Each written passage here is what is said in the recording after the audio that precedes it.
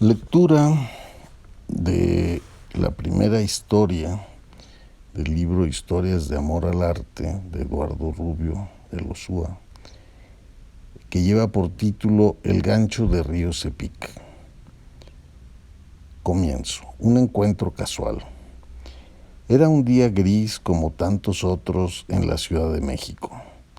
La atmósfera cargada de contaminantes y una sensación de paranoia que no puedo sacudirme cuando estoy más de 24 horas en esta ciudad. Esta no es gratuita. Todos mis amigos han sido víctimas de algún hecho violento: robo, secuestro, asalto, terremoto o asesinato. Cada habitante de esta megalópolis tiene varias historias que contar. Taxistas, vendedores ambulantes, maleteros, oficinistas, amas de casa, etc. Todos cuentan historias de la violencia urbana y el escucharlas me hace entrar en un estado de tensión continua que me agobia. En fin, era un día gris y esperaba en el hotel a una corredora de arte judía, quien me había insistido durante algunos meses en que fuésemos juntos a visitar una casa de antigüedades. Ella quería entusiasmarme para que comprara unos vargueños españoles del siglo XVII. El viaje a la capital del país había sido motivado principalmente por el interés de un amigo por conocer los secretos del mercado del arte. Pensábamos asociarnos en la compra de algunas obras, por lo que esta visita tenía sentido. A esta casa de antigüedades no era posible ir solo. Había que hacerse acompañar de alguien que llevase la llave, pues no era un negocio abierto al público. Por fuera era una casa común de esa zona de la ciudad. No existía ningún letrero que señalase su existencia. Era una casa modesta de los años 40, con una barda alta, tapizada de enredaderas que no permitía siquiera intuir qué había en su interior. Todo hacía suponer que se trataba de una casa heredada de algún pariente cercano y que la utilizaban de momento como tienda. Al llegar nos dimos cuenta de que había una persona adentro. Era la persona que se ocupaba de hacer la limpieza del jardín y las terrazas. La casa tenía 2 niveles y en ambos tenía cosas. Todo estaba a la venta. Así que revisé con cierto detalle, además de los vargueños españoles del siglo XVII, lo que había en cada habitación. Nada llamó tanto mi atención como una pieza de madera oscura, tallada, con restos de policromía. Esta tenía forma de ancla o gancho y requería de estar colgada para poder ser apreciada. No tenía idea sobre cuál pudiera ser su origen. Lo que me atraía de ella eran sus extrañas formas, su pátina y la armonía general de su forma y su color. La primera idea que me vino a la mente fue que se trataba de una pieza africana de algún sitio poco estudiado por mí. Después de negociar por un rato el precio y la forma de pago, la compré pensando en enriquecer una pequeña colección de objetos africanos que he ido formando a través de los años. Una vez que hube terminado de pagarla, me la enviaron y comencé a confrontarla contra todas las imágenes de piezas africanas que tenía en mis libros.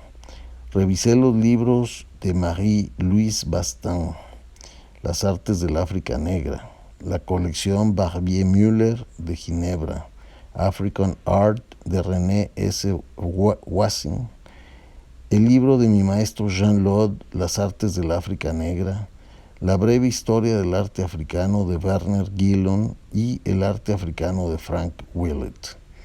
Revisé el arte africano de cabo a rabo y no encontré absolutamente nada que pudiese hermanarse con esta pieza, por lo que tuve que descartar mi primera hipótesis. La pieza no era africana, mucho menos americana, europea o asiática.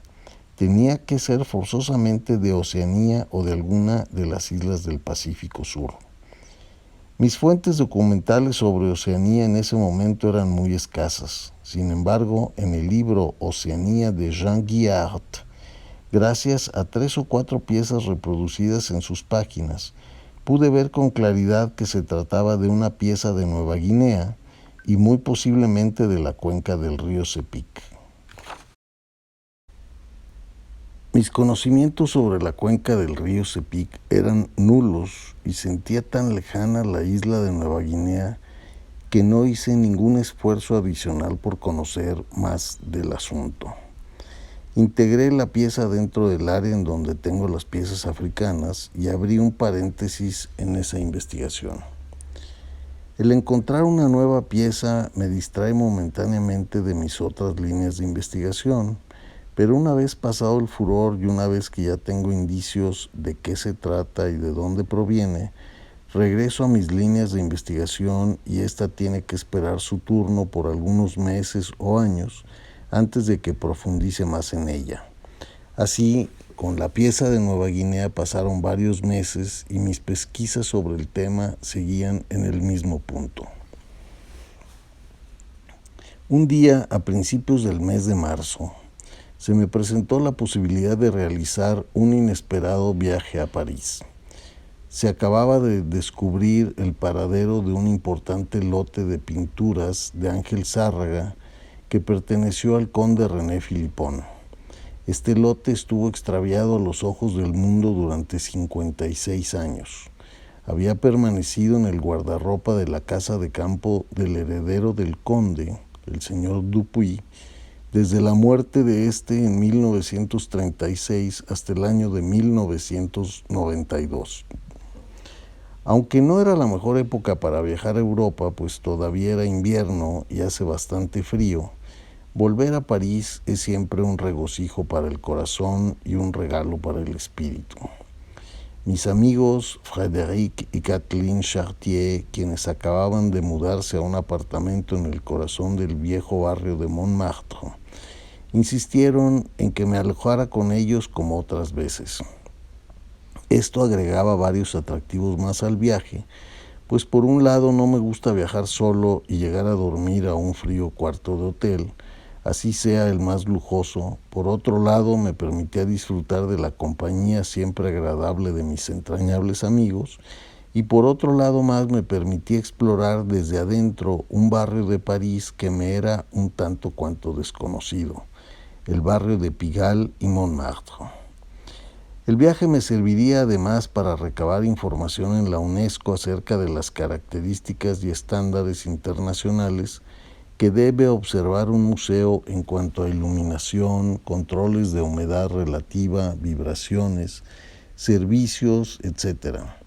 Dentro de la UNESCO se encuentra la biblioteca del ICOM, International Council of Museums, lo cual se especializa en museos y contiene toda la información relacionada con la operación y seguridad de estos.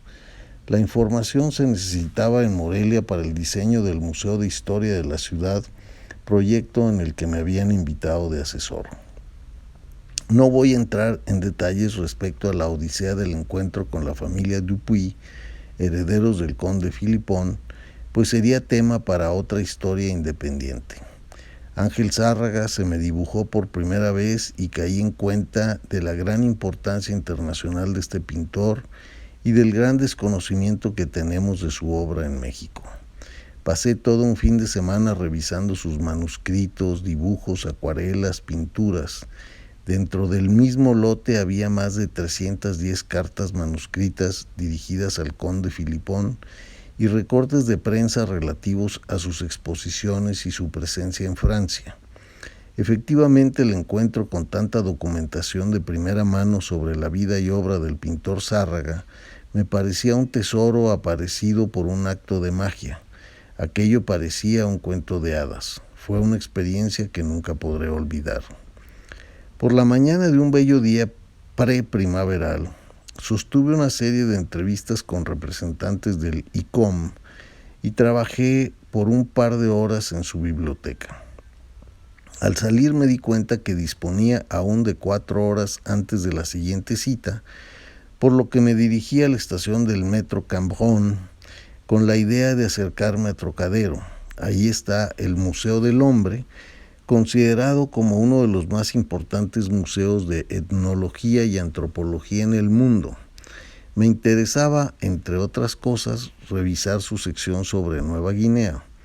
Me encaminé al museo con la idea de revisarlo antes de la hora de la comida para luego comer en el restaurante del museo, el que además de un buen menú tiene una vista inmejorable de la Tour Eiffel y de los campos de Marte. Al llegar me dirigí primero a la sección de arte precolombino, pues tenía curiosidad de volver a ver la colección de piezas mexicanas que posee, pero resultó que toda esa sección estaba cerrada por remodelación. En realidad todo el museo se veía muy desangelado, me resultaba viejo y descuidado, a pesar de que afuera el día estaba radiante, el interior era algo sombrío. Un poco desencantado me dirigí entonces a la sección de Nueva Guinea. Para mi gran sorpresa y como para compensar mi desencanto, ante mi total asombro e incredulidad, lo primero que vi como si fuese un milagro fueron 4 pequeños ganchos con la misma forma de la pieza que había encontrado en la Ciudad de México. Los 4 eran de la misma forma, solo que mucho más pequeños. Estaban acompañados de una ficha técnica que describía con lujo de detalles qué eran, de dónde eran, qué función tenían, quiénes los hacían y daban generalidades sobre las formas que estos tenían. Me sentía como si hubiese encontrado el tesoro de Alí Baba. Era tal mi gozo que me resultaba desesperante andar solo y no tener a mi lado a mi compañera de viajes o algún amigo con quien poder compartir esta emoción. Tuve que esperar hasta la noche a encontrarme con mis amigos para poder comentar la emoción que me produjo tal hallazgo. Los ganchos eran llamados Le Crochet Double de la Vallée du Sepic.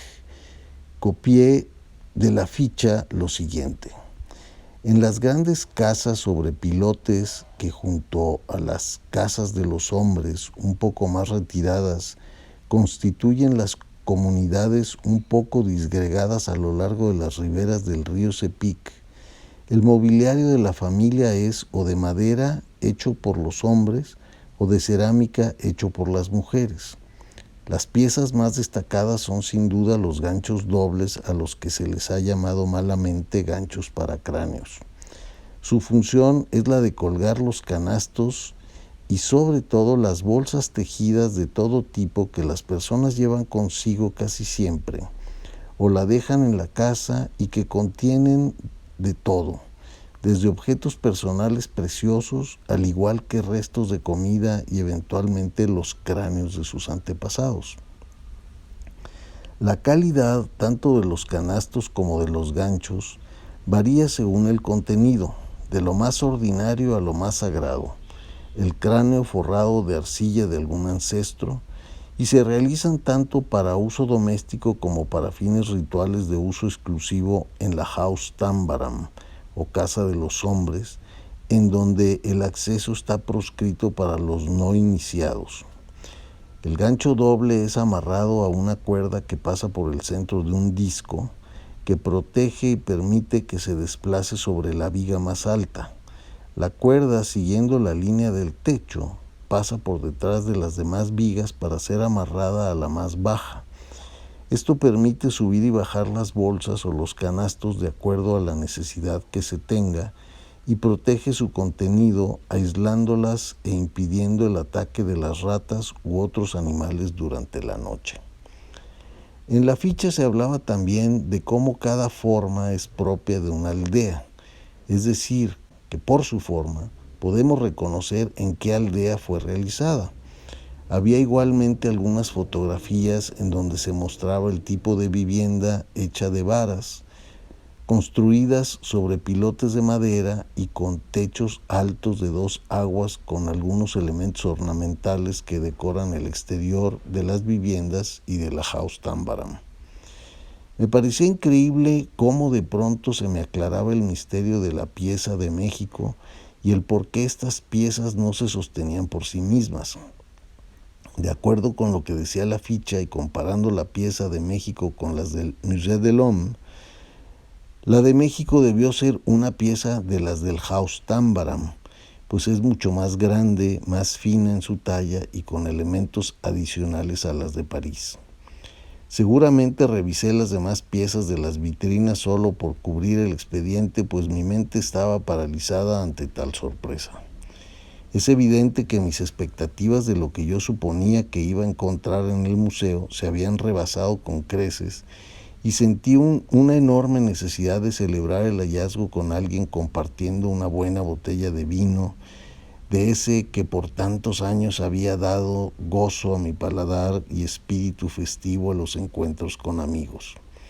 Salí del museo no sin antes hacer una prolongada escala en la librería, en donde pensé que podría encontrar algún catálogo del museo o algún libro monográfico sobre los ganchos dobles del Valle de Cepic, pero mis esfuerzos resultaron infructuosos.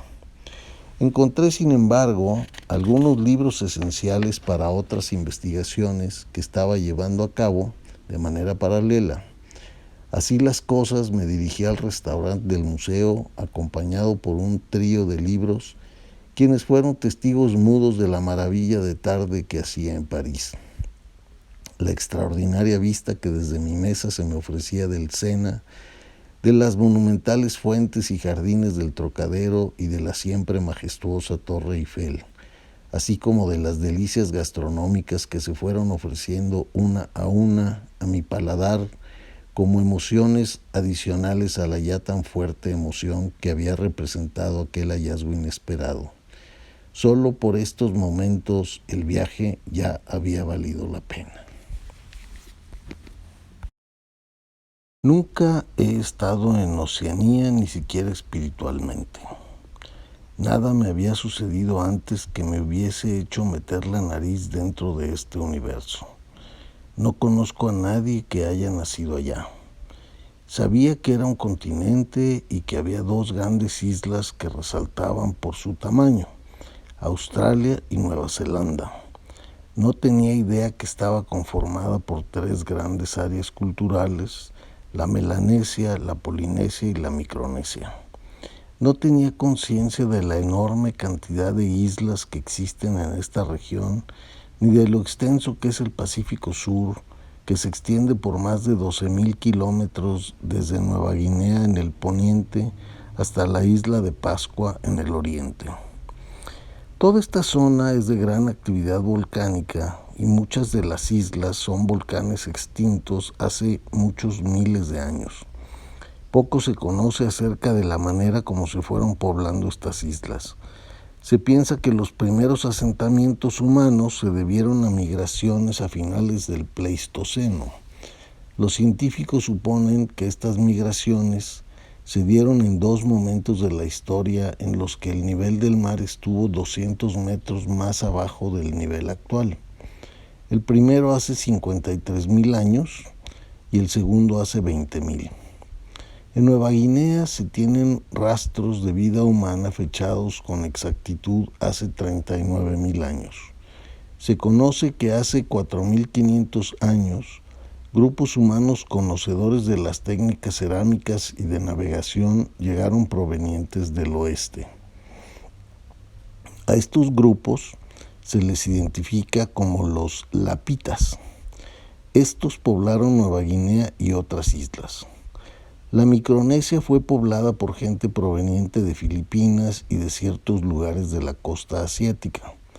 Las culturas propiamente oceánicas podemos decir que ya estaban bien definidas e implantadas hace 2,000 años. El Pacífico Sur es también una novedad para los europeos. Lo descubrieron después de América y su exploración ha sido muy lenta. La primera incursión europea conocida en el Pacífico Sur data del año 1513, cuando Vasco Núñez de Balboa entró en las aguas de una playa mexicana. Fue el primero en atravesar México de oriente a poniente. En 1521, Fernando de Magallanes se aventuró en lo que él llamó el Océano Pacífico, llegando hasta Filipinas, en donde murió. El año de 1567, Álvaro de Mendana se lanzó a buscar Orfir, estas tierras legendarias en donde se localizarían las minas del rey Salomón. Él descubrió las Islas Salomón, las Islas Marquesas y las islas Santa Cruz. En 1605, Luis Báez de Torres se perdió y, queriendo regresar a Europa por el oeste, encontró el pasaje entre Nueva Guinea y Australia, que ahora se conoce como el Estrecho de Torres. En 1577, Francis Drake partió de Inglaterra con el propósito de explorar el Océano Pacífico Sur y de ganarle a los españoles las posesiones de los alrededores. En 1699, los ingleses emprendieron una nueva expedición comandada por William Dampier. Este descubrió el estrecho que separa Nueva Guinea de la Nueva Bretaña y fue el primer europeo en poner un pie en la Nueva Irlanda. Los holandeses también hicieron sus incursiones en el Pacífico Sur. En 1615, Le Maire y Schouten bautizaron el Cabo de Hornos en América del Sur y luego llegaron al archipiélago Tuamotu y a las islas Tonga. En 1639, Abel Janszoon Tasman realizó un primer viaje y en 1642 un segundo, en el que descubrió una isla al sur de Australia, ahora conocida como Tasmania. Él fue el primer europeo en establecer contacto con los maorís en Nueva Zelanda. Los franceses también enviaron expediciones antes de la Gran Revolución comandadas por Jean-François de Galaup de la Pérouse. Esta expedición desapareció misteriosamente en medio del Océano Pacífico. En 1791 zarpó otra expedición comandada por Antoine d'Entrecasteaux. En 1800, Napoleón envió otra expedición más en búsqueda de la Pérouse, comandada por Nicolas Baudin. De ahí en adelante, las expediciones se hicieron más frecuentes. Charles Darwin realizó estudios sobre los arrecifes de coral en el Pacífico Sur en 1831 a bordo del Beagle. Hacia 1850, prácticamente todas las islas del Pacífico Sur ya habían sido descubiertas. La mayoría se habían convertido en colonias europeas y en muchos casos habían sido devastadas de sus recursos materiales y humanos.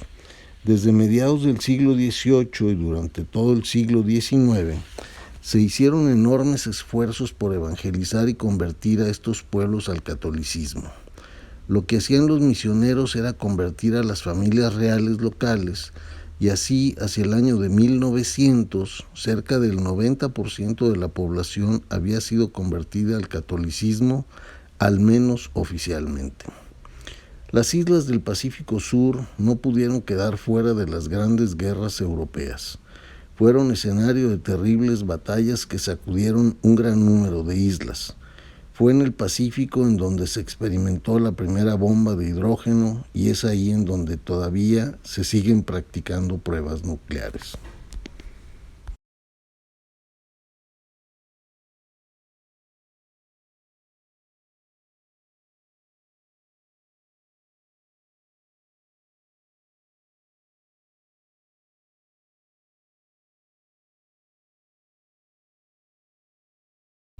Nueva Guinea y río Sepik. Siendo una isla tan grande, Nueva Guinea constituye un universo en ella misma. Siendo la isla de mayor extensión en el Pacífico Sur, es de los pocos lugares del mundo que aún no ha sido completamente explorado. Con un clima tropical en las costas y frío en las montañas, la vegetación de la isla es muy variada y rica. Asimismo, la fauna es muy variada y abundante. Todas las formas de esta vida vegetal y animal encuentran su expresión dentro del arte de las diferentes culturas presentes en la isla.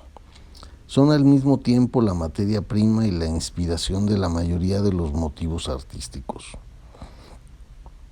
La población es igualmente muy diversa. Se hablan más de 700 lenguas distintas entre la gran isla y las que la rodean.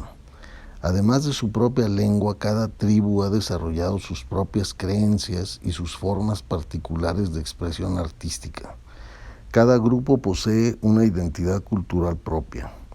Sus espíritus, sus dioses y sus ancestros, sus tótems y sus elementos estilísticos específicos producen un arte plenamente identificable por el pueblo que lo produce y por los pueblos circunvecinos.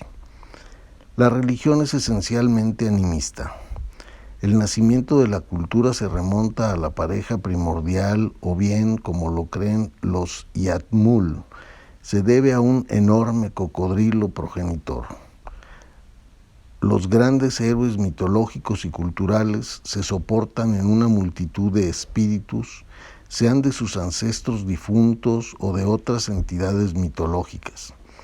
En el mundo tribal, todas las cosas están habitadas por un espíritu, desde un árbol, una choza, hasta una hormiga. La religión está íntimamente ligada a los ritos y ceremonias que señalan todas las etapas importantes de la vida: el nacimiento, el paso a la vida adulta, el matrimonio y la muerte. La magia juega un papel importante también dentro de las creencias religiosas y es utilizada en asuntos relacionados con alguna venganza, la guerra, el amor o la horticultura. El estudio sistemático del arte de Nueva Guinea está aún en pañales. Todavía no se ha podido establecer el significado de los elementos decorativos ni la función exacta de cada obra de arte, mucho menos el nombre de los artistas. En la mayoría de las lenguas de Nueva Guinea no existe siquiera una palabra específica para llamar al arte, tal y como existe en las lenguas occidentales. Actualmente la isla de Nueva Guinea está dividida en dos entidades políticas. La mitad occidental es una provincia perteneciente a Indonesia, después de haber sido una colonia holandesa por mucho tiempo. La parte oriental, en donde está la región de Río Sepik, estuvo dividida en el siglo pasado en dos colonias, una inglesa y otra alemana, para luego pasar bajo el control de Australia. Actualmente constituye el estado independiente de Papúa Nueva Guinea. El río Sepik serpentea a lo largo de 1.126 kilómetros. El área conocida como el Sepik Medio, que es de donde proviene el gancho encontrado en la Ciudad de México, abarca solo 100 kilómetros. De aquí provienen las más famosas obras de arte de Nueva Guinea. La diversidad de formas y estilos encontrados en esta área es única en Oceanía. Aquí se encuentran los Yatmul, los Sawos, los Jimam, los Ewa, los Alan Black, los Bajinemo, los Cuoma y los Nukuma, los Manambú, los Chambri y los Wosera, solo por citar algunos de los grupos más importantes.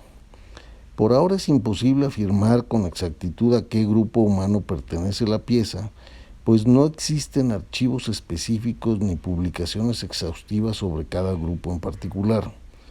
Después de haber encontrado las piezas del Museo del Hombre y haber penetrado en el universo que constituye el Pacífico Sur, el misterio de la pieza aparecida en México resultaba aún más grande, pues si bien la investigación había estado dormida por varios meses, estos hallazgos en París imponían nuevos bríos al tema, una vez que ya sabía de dónde era y para qué se hacían estas piezas. La pregunta que se imponía era cómo llegó esta pieza al lugar en donde la encontré en la Ciudad de México.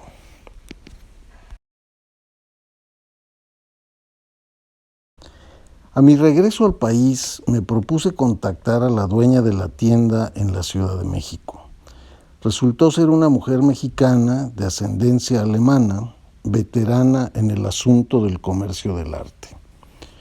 El día que visité su tienda, ella no se apareció y por ello no la conocí. Conseguí sus datos y la llamé por teléfono. Tuve con ella una conversación un tanto fría. Sin embargo, me reveló que esa pieza había pertenecido a la colección de Bronislaw Malinowski. Su viuda, la pintora inglesa Valletta Swan, se la había vendido a ella algunos años atrás. A la muerte de Malinowski en 1942, en vez de regresarse a Inglaterra, que en aquel entonces vivía en toda intensidad la Segunda Guerra Mundial, prefirió venirse a México, trayéndose consigo las piezas que habían acompañado a su finado esposo durante tantos años. Entre esas cosas se encontraba el gancho doble del valle del río Sepic, mismo que seguramente Malinowski adquirió desde su estancia en Nueva Guinea entre 1914 y 1918. Este dato resultaba muy revelador para entender cómo una pieza de estas características podía haber viajado tantos kilómetros y aparecer del otro lado del mundo. Sin embargo, no estaba totalmente claro para mí, pues yo solo tenía una vaga idea de quién había sido Malinowski, por lo que necesitaba acercarme a su biografía y, de ser posible, a ciertos archivos de su vida. Después de varios intentos fallidos por encontrar una biografía correcta, más allá de lo que una enciclopedia pueda dar, logré conseguir su libro The Sexual Life of Savages in Northwestern Melanesia, publicado originalmente en 1929. Dentro de este, una de sus seguidoras, la doctora Annette B. Weiner, quien también realizó investigaciones de campo en las mismas islas, publica una semblanza de Malinowski en la que detalla diferentes períodos de su vida y nos ubica respecto a los lugares precisos en donde radicó por temporadas, algunas más extensas que otras. Ahí aprendí que Malinowski estuvo 4 años seguidos en la región del noreste de Nueva Guinea por razones en principio ajenas a su voluntad.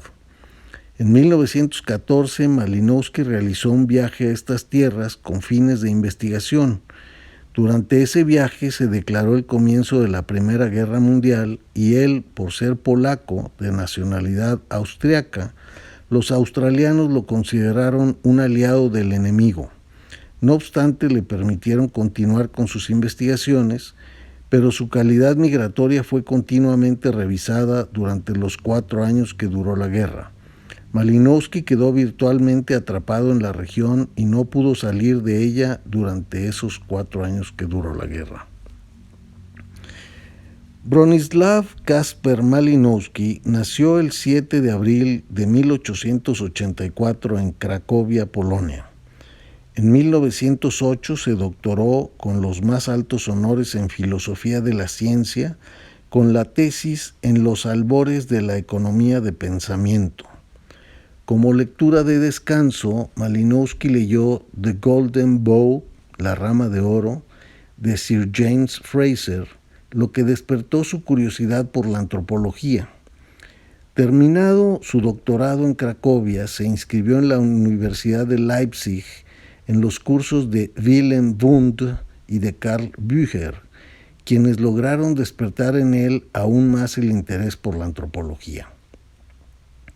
En 1910 se instaló en Londres para realizar estudios de doctorado bajo la tutela del antropólogo Charles Seligman y el sociólogo Edward Westmark en la London School of Economics.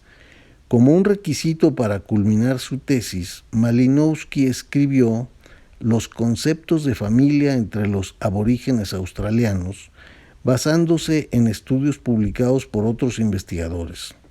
Sus 2 maestros siguieron muy de cerca el desarrollo de este escrito y fue justamente el señor Seligman el que hizo los arreglos para que Malinowski continuase su investigación de campo en el territorio británico de Nueva Guinea, en ese entonces bajo la jurisdicción de Australia. Siguiendo los consejos de su maestro, Malinowski se embarcó rumbo a Australia para emprender una investigación acerca de una tribu en la isla de los Mailú, aborígenes que viven en las costas de Nueva Guinea y en las islas frente a la costa suroriental. En 1915, Malinowski regresó a Australia, en donde escribió su libro acerca de las costumbres de los Mailú. En Australia hizo planes para regresar a Nueva Guinea y trabajar con otros grupos humanos que no habían sido estudiados hasta ese momento. Se embarcó en un bote que lo llevaría por algunas aldeas de la costa nororiental, pero cuando el bote se detuvo en Quiriguina, la isla más grande del grupo de las Trobriand, allí desembarcó para quedarse, alterando con esto el rumbo de sus investigaciones y el de la antropología social misma. Malinowski se estacionó ahí por más de 2 años entre 1915 y 1918. En su diario anotó que lo que él estaba haciendo en las Islas Trobriand, ninguno de sus maestros ni colegas lo había hecho antes. Él había registrado cantidades enormes de información y sus observaciones se desarrollaban con todo detalle a través de un largo periodo de tiempo.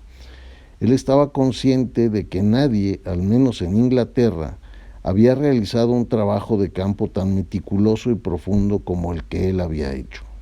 Al regreso de las Islas Trobriand, vivió Malinowski en Melbourne y en 1919 contrajo matrimonio con Elsie Rosalind Mason, la mujer a la que hace referencia constantemente en sus diarios.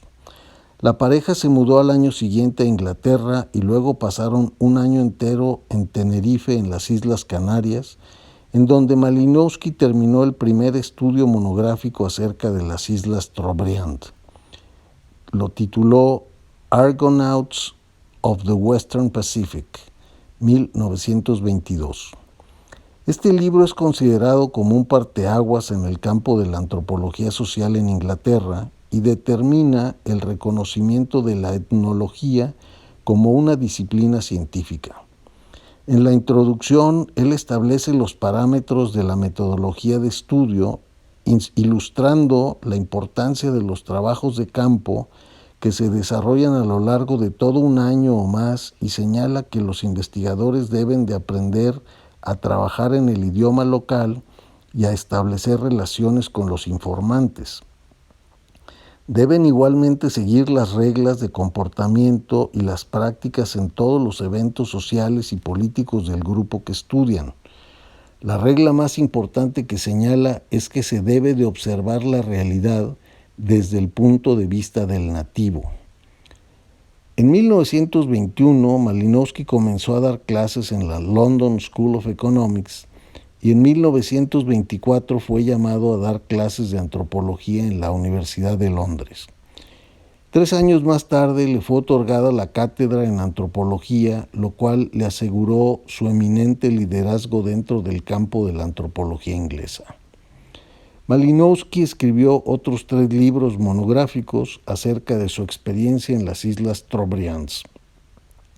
The Sexual Life of Savages, 1929, Coral Gardens and Their Magic, 1935, y 2 volúmenes más en relación a los aspectos legales, económicos y rituales del cultivo de los yams. La distancia entre sus 2 libros acerca de los Trobrianders marcó un cambio radical en cuanto a cómo Malinowski percibía la importancia de sus investigaciones en Nueva Guinea en relación a algunos puntos controversiales de la teoría del psicoanálisis de Sigmund Freud. El creciente interés de Malinowski por las críticas a las teorías freudianas lo hizo acercarse a los miembros de los círculos psicoanalíticos. En 1926 fue invitado a los Estados Unidos, en donde impartió, entre otras cosas, una conferencia sobre sexología. En 1927, Malinowski publicó Sex and Repression in Savage Society, en donde lanza un ataque en contra de la teoría de Freud respecto a la universalidad del complejo de Edipo, dado que ésta está basada en la dinámica emocional dentro del patriarcado de las familias occidentales.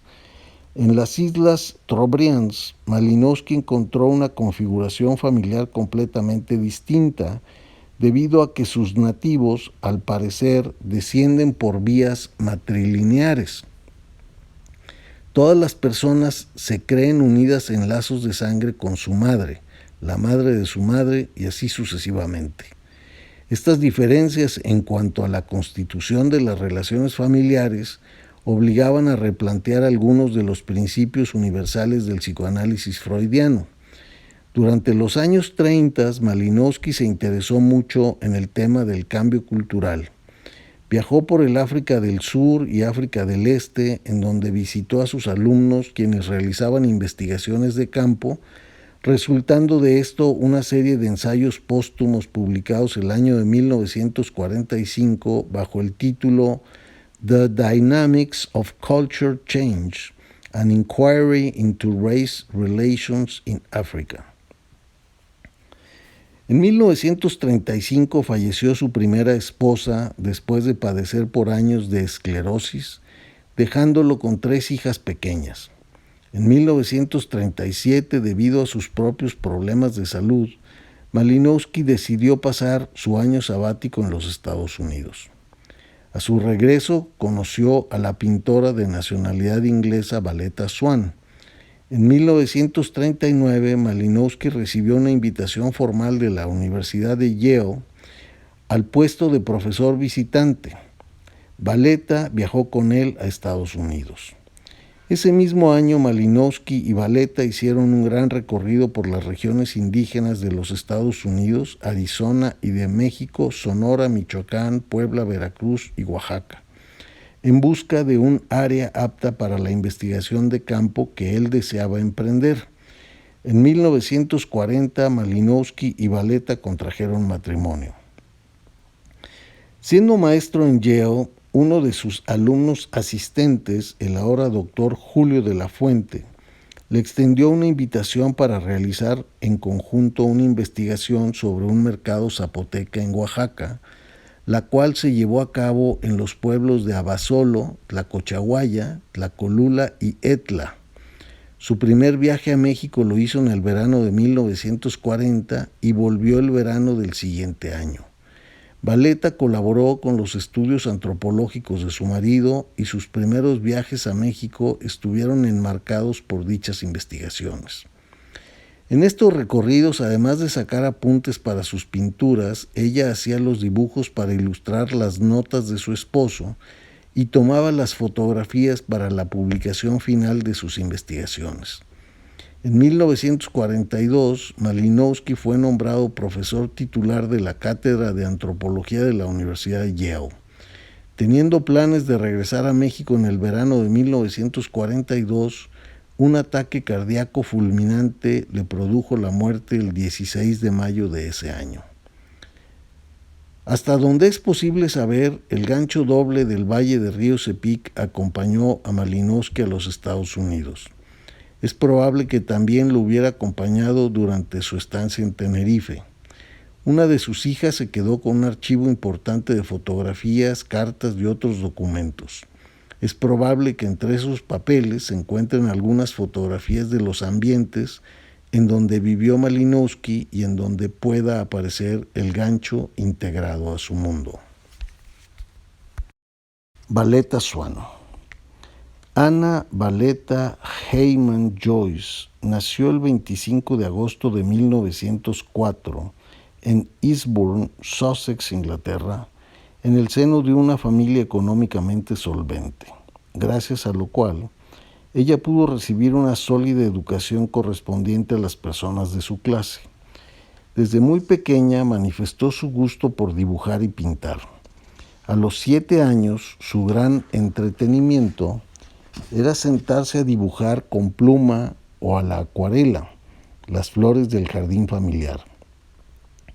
Su entrenamiento en algunas de estas técnicas se reforzaron gracias a su institutriz, quien la hacía trabajar muy frecuentemente. Desde muy temprana edad tuvo grandes problemas de salud, mismos que la obligaban a pasar largas temporadas en cama, tiempo que ella aprovechaba para pintar todo tipo de arreglos florales. A los 12 años de edad ingresó a una nueva escuela en donde comenzó su instrucción en las técnicas del dibujo de manera un poco más formal.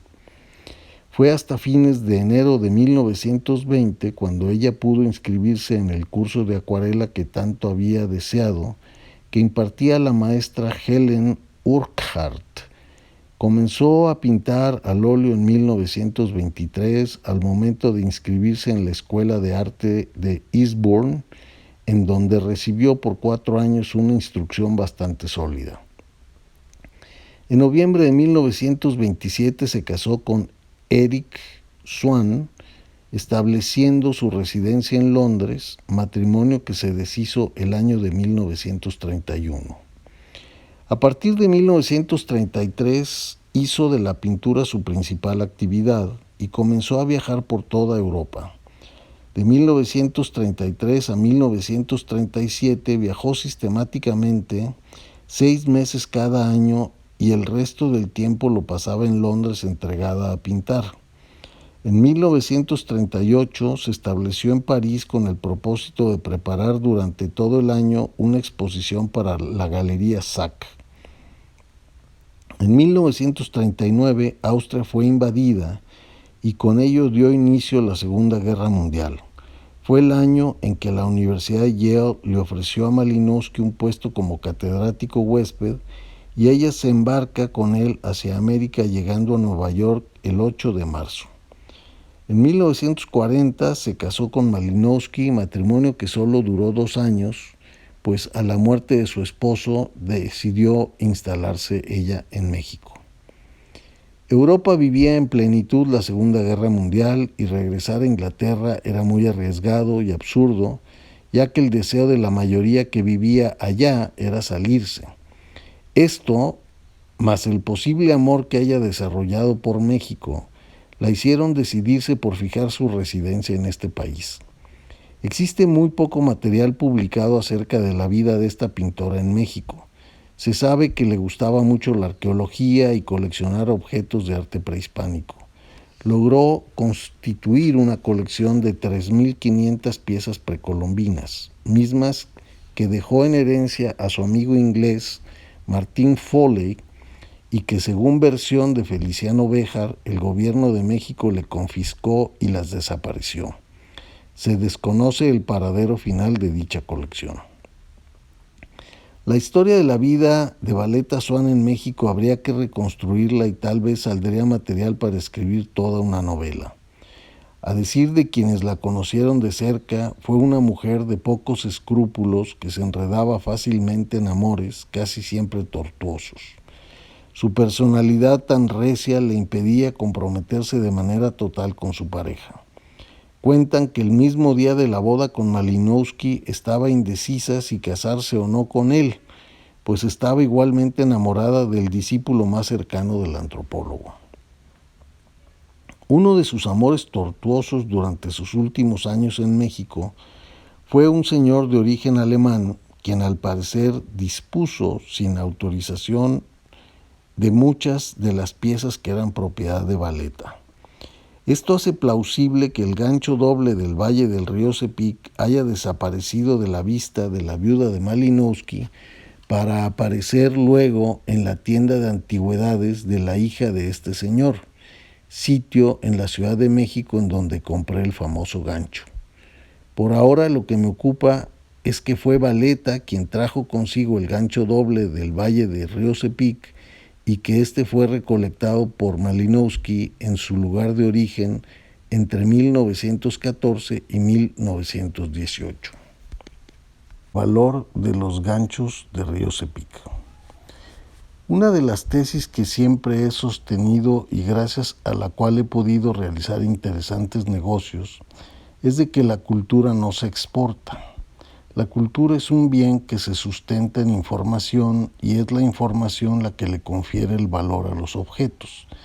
Es mentira que los objetos tengan un mismo valor de mercado en todas partes. La pintura australiana vale para los australianos y la venezolana para los venezolanos. Solo los americanos están dispuestos a pagar fortunas por muebles idénticos a los ingleses, pero hechos en América antes de la independencia en 1776. A muy poca gente le interesan estos muebles fuera de su propio contexto histórico. Esta reflexión me la hice igualmente a propósito del gancho doble del Valle de Cepic. Primero, ¿quién a simple vista sería capaz de identificar en México un objeto como este? Segundo, ¿cuántos mexicanos habrán visto antes un gancho de la cuenca del río Tepic? ¿Cuántos mexicanos sabrán en dónde se ubica físicamente el río Tepic? Tercero, estando el objeto encerrado en una tienda de antigüedades no abierta al público, ¿cuánta gente de la que pueda ir en un mes podría interesarse más por este objeto desconocido que por alguna máscara mexicana, un mueble holandés, un vargueño español, un Cristo filipino del siglo XVII o un juego de copas de cristal de Baccarat?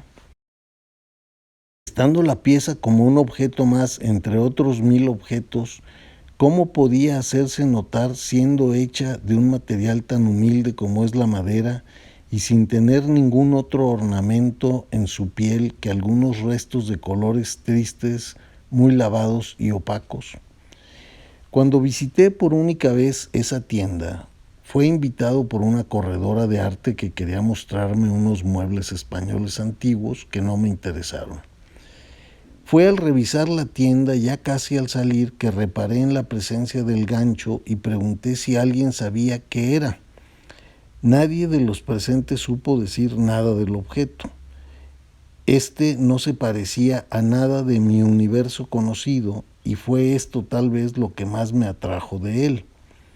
Recuerdo que cuando pregunté el precio sucedió un fenómeno curioso. Nadie sabía cuánto costaba. Finalmente me percaté que el precio estaba escrito con tinta sobre una pequeña etiqueta en la base. Leí el precio en voz alta y los que estábamos ahí nos quedamos viendo unos a otros extrañados, pues al no saber nadie qué era, el precio resultaba absurdo para todos. No era posible que pidieran esa cantidad por un simple objeto de madera. Aquel objeto no correspondía al valor que los presentes pudieran asignarle. En mí se manifestaron por un lado mi espíritu de investigador y por otro mi espíritu de comerciante. Al ver que nadie sabía qué era, las posibilidades de que se bajaran en el precio eran altas, así que decidí ofrecer 2/3 partes de lo que pedían, pagaderos en 4 pagos. Pensé, lo peor que me puede pasar es haber hecho un mal negocio. Pero esto no sería ni la primera ni la última vez que me ocurriría. Generalmente me ocurre lo contrario. Cuando una pieza está fuera de lugar, las posibilidades de que su precio esté subvaluado son mayores que lo opuesto. Así que sin dudar un instante hice mi oferta, la cual por las razones que acabo de mencionar me la aceptaron tal cual. Una vez concluida esta etapa de la investigación en la que ya sabía qué era, de dónde era, para qué servía y cómo llegó a México, la pregunta que se me imponía era cuánto puede valer una pieza como esta. El siguiente paso fue solicitar los catálogos de las últimas subastas de arte tribal de la casa de subastas Sotheby's de Nueva York y de Londres, pues son ellos los que realizan este tipo de subastas especializadas. Desde luego, uno debe de estar consciente de que estos catálogos son una guía bastante superficial y mañosa. Son tantos los factores que influyen en el precio de un objeto a la hora de la subasta que 2 objetos idénticos vendidos en la misma subasta, uno después de otro, pueden alcanzar precios muy, muy distintos. Esto es totalmente ilógico e irracional, pero así es. Los precios de las obras de arte no responden a ninguna regla, sino a caprichos de los compradores. Y estos caprichos no siempre tienen que ver con el placer que se desprenda de la posesión del objeto mismo o con el aprecio que se le pueda tener a la obra. En muchas ocasiones tiene que ver con la exhibición pública de la capacidad de compra, demostrando que se tienen recursos conspicuos como para ganarle la pieza al adversario, que también está ofertando en la sala. Así que averiguar cuánto podía valer el gancho doble del Valle de Río Tepic, que perteneció a Malinowski, es tan complejo e impreciso que tiene más visos de aventura en la jungla de los negocios, en donde el que tiene más saliva traga más pinole. Nada hay más lejano a la objetividad que tratar de hacer un avalúo de una pieza como esta. Una vez que recibí los catálogos, me di a la tarea de buscar entre todo lo que se ofrece como arte tribal, denominación que se usa para identificar el arte primitivo africano y el de Oceanía, si se habían subastado algunos ganchos de la cuenca del río Sepic. En mayo de 1992 se ofreció uno que había sido recolectado por el cónsul Thiel en la década entre 1910 y 1920 y que pertenecía al señor Alvin Abrahams de Nueva York. La pieza interesante sin duda estaba clasificada como de la región media del río Sepic, de la tribu Yatmul, probablemente Wolgiwi, aunque en general su estado de conservación era bueno, no tenía restos de policromía y ya no tenía las puntas de los ganchos.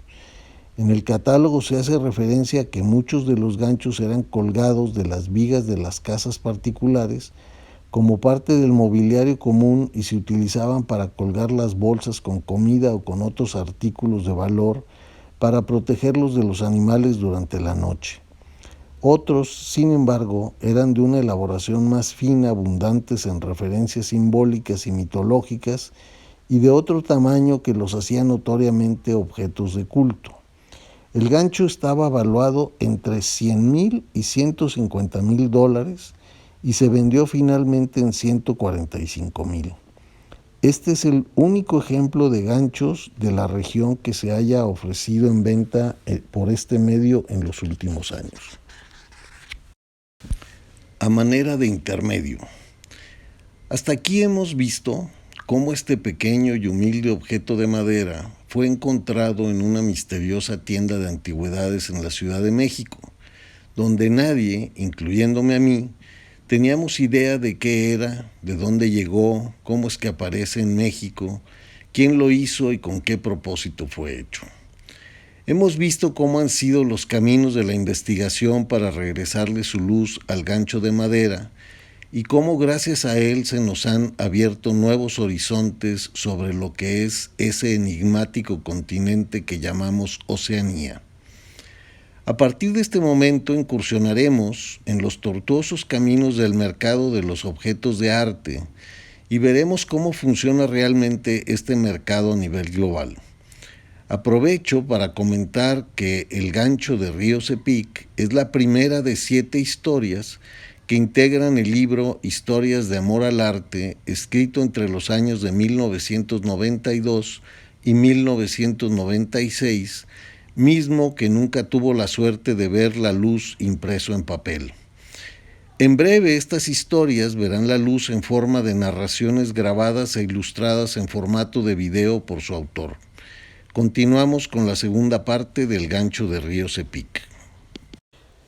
Si yo hiciera inferencias directas entre la pieza que se vendió en Nueva York y la encontrada en México, supondría, y no sin razón, que el gancho doble de Malinowski tendría un valor equivalente, pues por un lado el hecho de que haya pertenecido al padre de la antropología moderna le da una provenance inmejorable, y por otro lado el hecho de que hubiera sido recolectada en la misma época que la del cónsul Thiel, antes de que se diera el gran saqueo y comenzara a establecerse el gran mercado para las piezas de esta región en Europa. También es importante agregar el hecho de que en el Museo del Hombre de París se encuentran en exposición 4 piezas formalmente iguales pero mucho menos importantes. Por otra parte, hay que destacar su excelente estado de conservación. Estos elementos serían suficientes para pensar que la pieza es tan valiosa o más que la que vendió Sotheby's en 1992. Sin embargo, así no opera el mercado y la apreciación de las piezas no es tan directa como en otros terrenos. 1 kilo de oro vale prácticamente lo mismo en cualquier parte del mundo. Un diamante limpio de 1 quilate vale también más o menos lo mismo, pero el mercado de las obras de arte no se comporta así.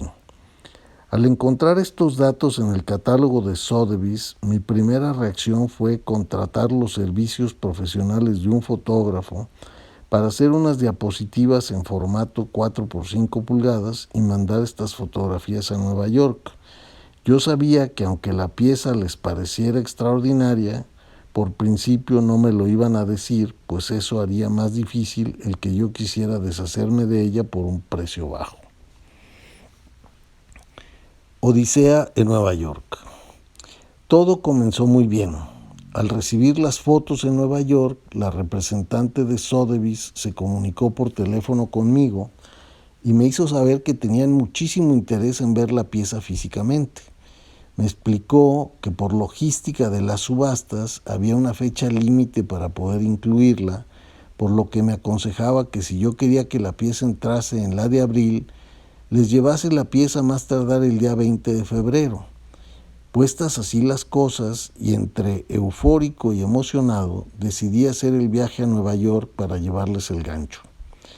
La reacción inmediata de las gentes de Sotheby's me daba pie para soñar que mi gancho iba a ir a parar a las vitrinas de un gran museo y que con el fruto de la venta yo iba a poder invertir una parte importante en reforzar mi biblioteca tanto en libros como en libreros. Nada hay tan sabroso como soñar despierto. Ya me veía envuelto en una serie de experiencias nuevas, negocios de carácter internacional, viajes, gente, hoteles, subastas de distintos géneros. Me emocionaba tanto la historia del gancho doble del Valle de Río Tepic y el saber que aún se pueden encontrar en el mundo piezas fuera de su contexto. Me parecía estar dando con la clave de una nueva profesión, cazador de objetos desubicados, viajero eterno en busca de nuevas aventuras quijotescas, soñador al encuentro de los tesoros perdidos. Me emocionaba pensar que las cosas podían salir bien. Se me dibujaba una maliciosa sonrisa en el rostro al imaginar que además de la diversión de entretejer toda la información para redefinir el objeto abandonado, al objeto bastardo, se abría la posibilidad de realizar una buena operación económica. ¿Qué me esperaba en Nueva York? ¿Cómo debía de enfrentarme a los poderosos zorros neoyorquinos para salir bien librado de esa batalla? ¿Cómo funciona en realidad el gran mercado del arte? El hecho de que me hubieran llamado por teléfono y de que me hubieran insistido que llevara la pieza antes de tal fecha, me hacía pensar que realmente estaban interesados y que era posible que el gancho pudiese alcanzar un precio elevado a la hora de venderse en subasta. Yo sentía que había triunfado en esa empresa y que lo que seguía era esperar a que se realizaran los trámites burocráticos y dejar que tomara su curso el proceso natural que seguían todas las piezas. Al llegar a Nueva York, me encontré con un clima inhóspito. Había nevado 2 días antes. La nieve estaba hecha hielo en las aceras y estaba programada una nueva tormenta de nieve para las próximas horas. Al llegar al hotel muy cercano al Lincoln Center, sobre Central Park West, pedí una habitación con vista al parque. El parque es el corazón de la isla y verlo nevado por la mañana es un regalo para el espíritu. La perspectiva de un gran espacio abierto hace toda la diferencia en una ciudad como Nueva York, en donde por lo general lo que uno ve por la ventana, aún estando en el piso 20, es la fachada del edificio de enfrente. Por ello me hacía muy feliz asomarme a la ventana y poder disfrutar de la inmensidad del parque nevado y del perfil que dibujan los edificios que lo bordean. Por otro lado, siempre he preferido en Nueva York el lado oeste.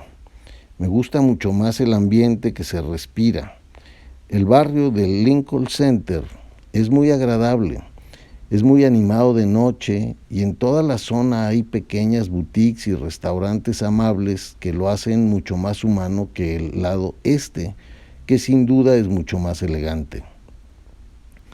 En 1981 tuve la fortuna de instalarme durante 7 meses en esta ciudad para realizar investigación en mi tema de tesis y en calidad de estudiante curioso me pude asomar un poco a las distintas atmósferas.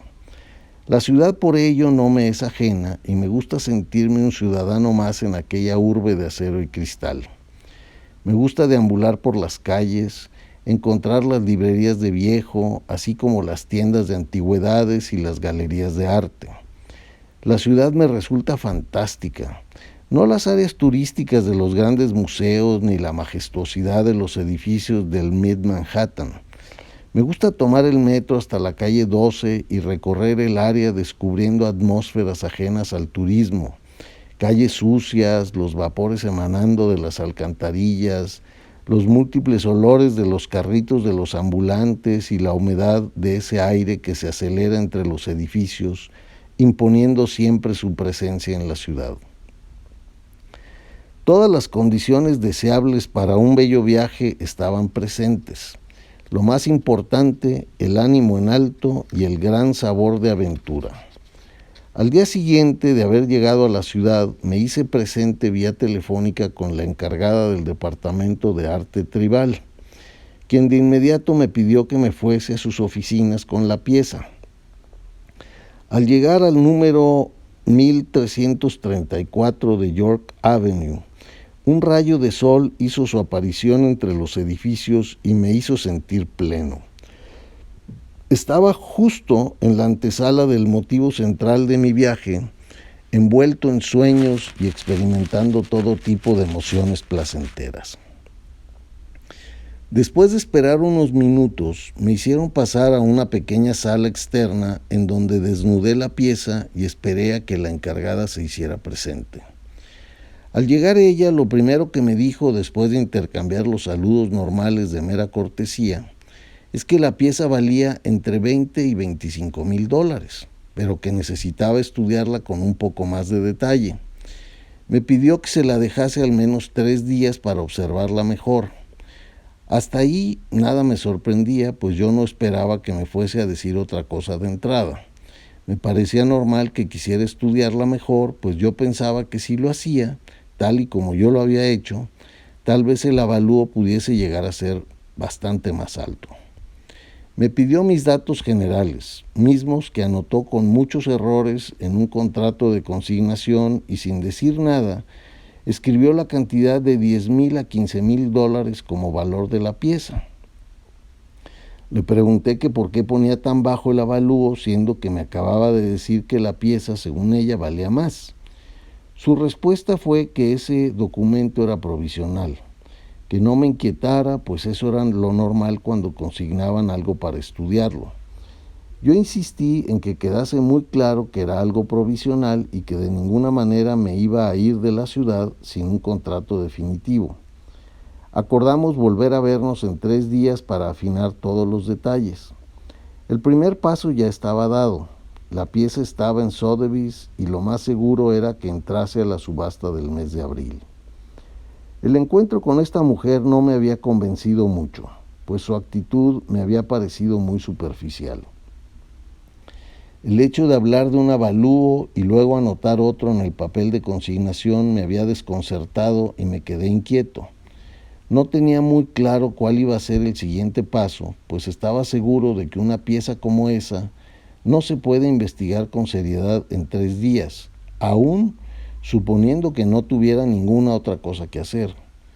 Yo llevaba 2 años estudiándola y sabía que rastrear las pistas de cualquier objeto implica mucha concentración. Me parecía a todas luces imposible que esta persona pudiese concentrarse en el estudio del gancho, considerando todo lo que implica ser el responsable de la organización de 2 subastas al año. Con todas mis dudas a cuestas, pero con la apasionante ciudad de Nueva York a mis pies, salí de ahí rumbo al hotel para ponerme cómodo y con toda alevosía devorarme la ciudad en 3 días. Una de mis inquietudes que se conectaba directamente con la investigación del gancho era revisar la colección de piezas de Nueva Guinea de Margaret Mead. Esta colección está en exposición permanente en el Museum of Natural History, frente a Central Park West, esquina con la calle 79. Uno de mis museos favoritos, que había sido paseo casi obligado las mañanas de los domingos de aquellos meses que pasé en la ciudad en el año 1981. El museo estaba cerca del hotel y aunque hacía frío, me resultaba muy apetecible caminar por la acera, bordeando el parque, viendo los perros saltar en la nieve y algunos papás jalando a sus niños en pequeños trineos. La colección de la señora Margaret Mead es muy buena y ocupa todo un salón en el tercer piso del museo. No está tan accesible, por lo que realmente hay que proponerse llegar hasta ahí. Dentro de la colección hay varios ganchos simples, dobles y hasta de 4 picos. Hay muchos otros objetos interesantes de la región, pero mi objetivo principal era comparar la calidad del gancho doble de Malinowski con los de la doctora Mead. El conjunto de piezas de Nueva Guinea reunido por la famosa antropóloga resulta muy impresionante, pues hay muchas piezas de gran formato. Sin embargo, al entrar a los detalles, me parecía que en toda esa colección no había piezas de gran delicadeza. El gancho de Malinowski tiene más detalles muy delicados en el tratamiento de las orejas, de la nariz, la pintura y en general toda forma del gancho es muy rica. Estas observaciones me parecían confirmatorias de la importancia del gancho y frente a las piezas del Museo del Hombre de París parecía justificarse el hecho de que Malinowski se hiciera acompañar por ese gancho hasta su muerte. Habiendo constatado esto, la visita al resto del museo se hacía mucho más relajada. La sección de piedras preciosas es una de las que más me gustan y procuro volver a ella siempre que puedo.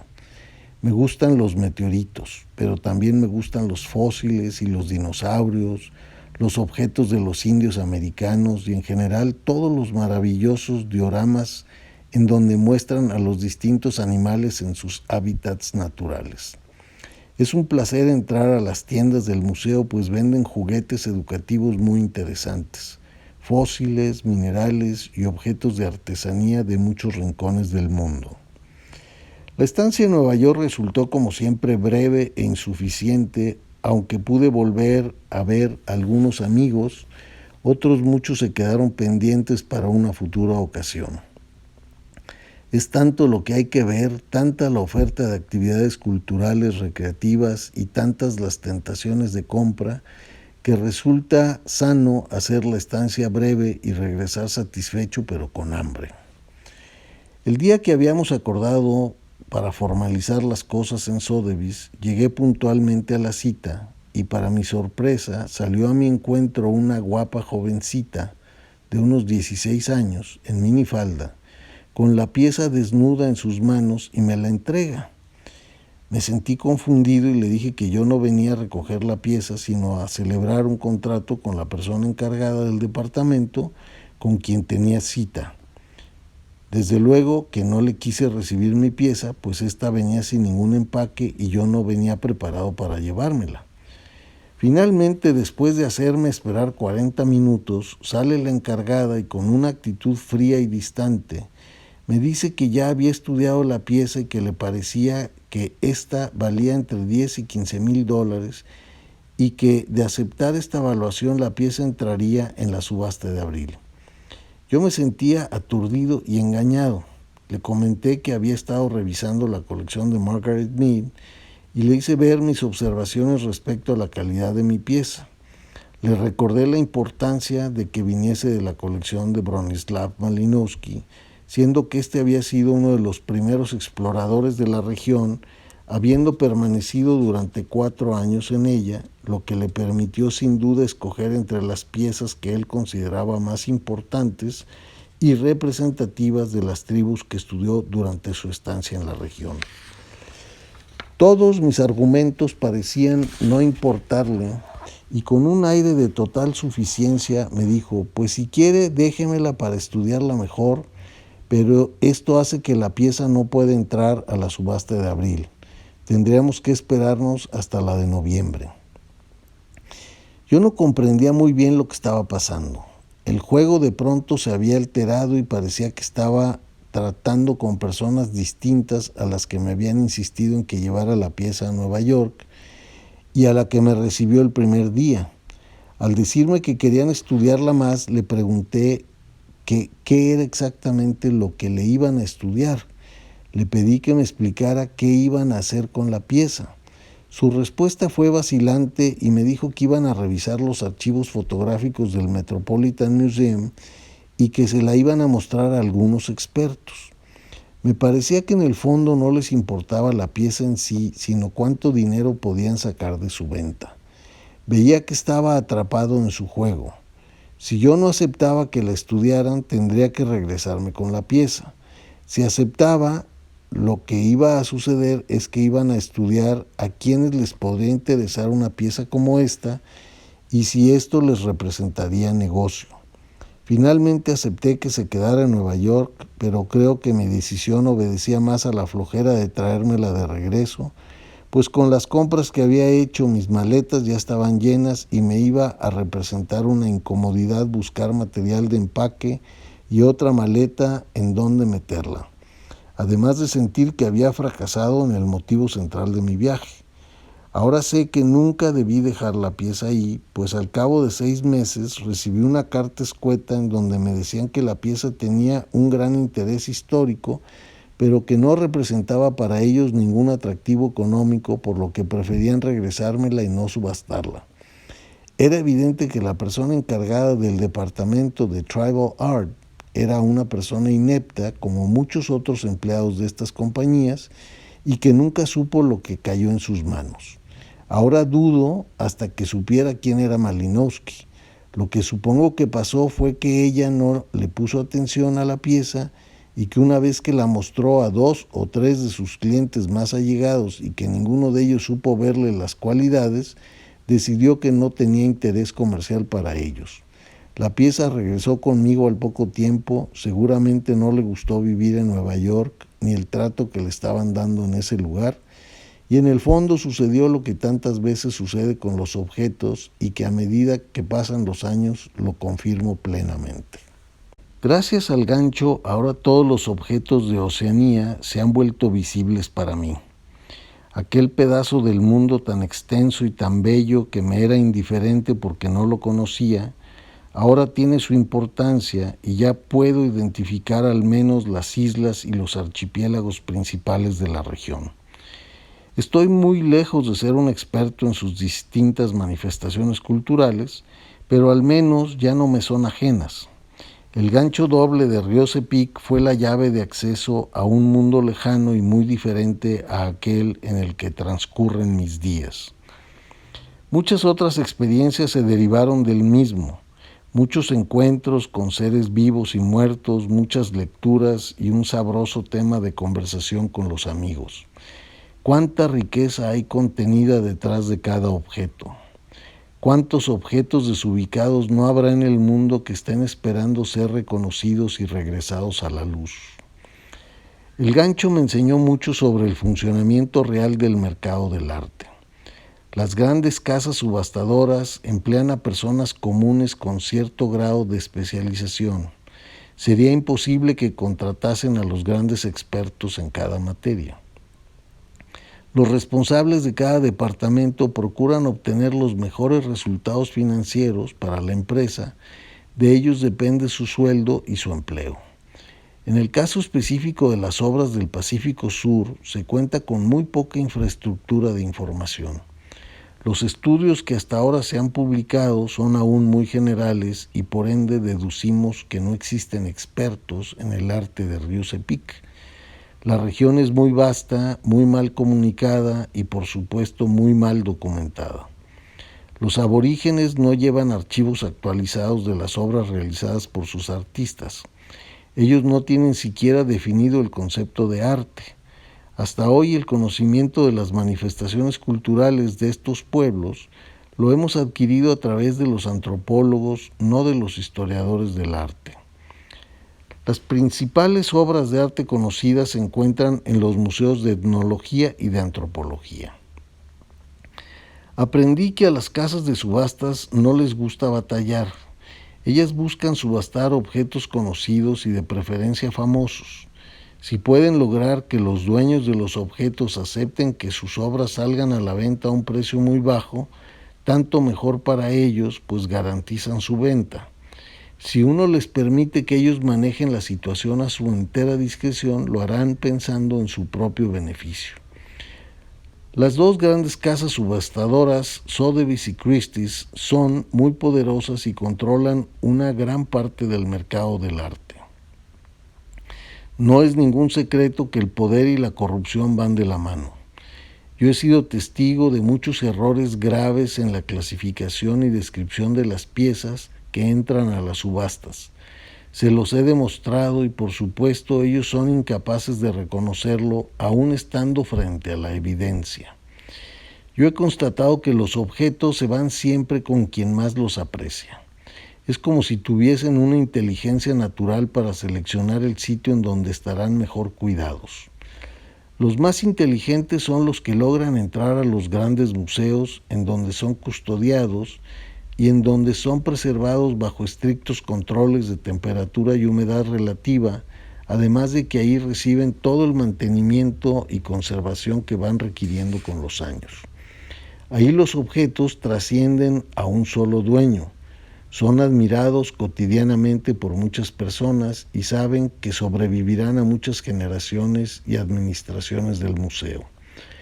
Cada vez creo más en la idea de que fueron ellos, los propios objetos, los que inventaron el concepto de museo.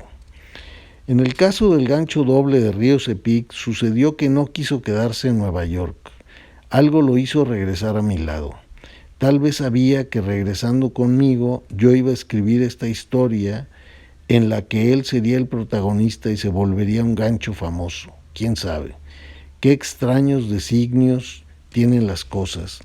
¿Cómo hubiese podido imaginar aquel aborigen que talló el gancho, que éste iba a recorrer tantos kilómetros, pasando por tantas manos, y que su obra iba a ser protagonista de una historia narrada por un amante del arte en el noreste de México? ¿Será este un buen embajador logrando que más gente se interese por conocer esa cultura? Después de tantas aventuras, ¿acabará integrándose finalmente a la colección de algún prestigiado museo? Fin.